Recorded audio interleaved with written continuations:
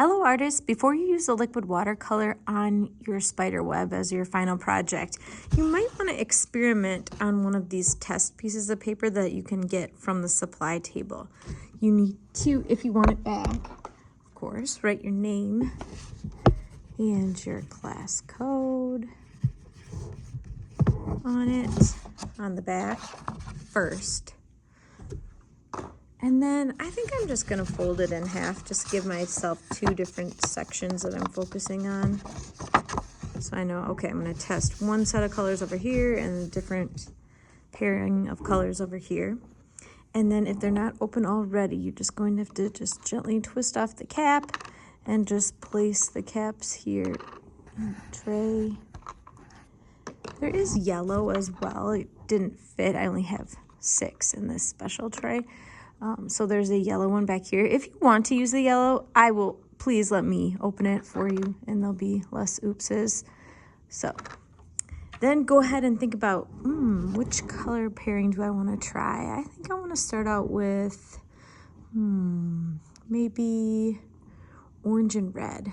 Okay, so I'm getting my brush wet, not too wet, maybe even drying it off a little bit. Just dip it in the orange and then just see how this works.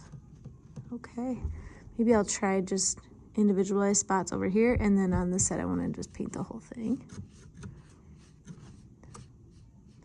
Just want to try out different methods and techniques to see which one I like before I do it on my spider web. And then before I get a different color, I do need to wash off my brush. It's not a huge deal if a little tiny bit of orange gets in the red, but it is kind of a big deal if like green gets in the orange. That's not going to be good. So practice touching your bristles to the bottom of the cup. Wipe off the extra water, and then get yourself some more. It shouldn't be dripping when you move it. You should be able to just wipe off any extras, and then you can paint with it to see how it's gonna work. Oh, so I'm seeing it's really pretty drippy, right? It's mixing together. We still want to see your patterns and designs, so make sure it's not too thick. But I'm just thinking about, okay, I could do orange in some of my spaces of my spider web and maybe red in the others, and this is how it might look.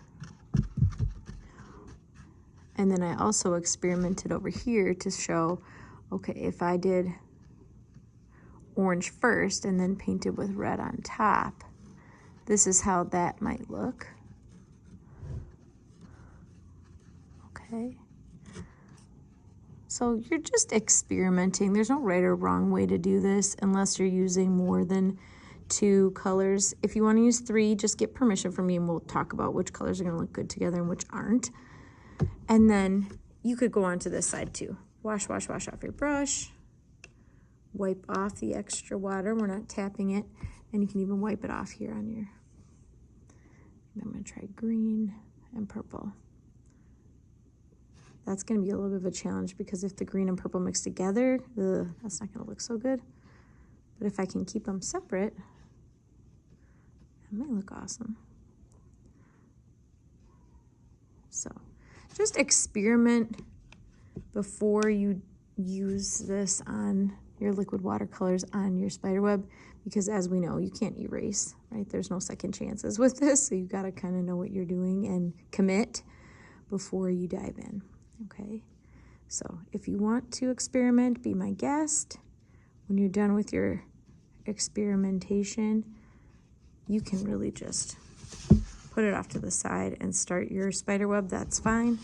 Or you can take it over to the drying rack just to create some more space for yourself. Make sure it's not dripping as you're carrying it. We should not be getting liquid watercolor on the floor at any point. Ooh, see how the red is mixing with the purple? That's not what I wanted. So I'm going to rinse off my brush, dry it off. Okay. So experiment, get a plan before you dive in and do it on your spider web if you want to. Have fun.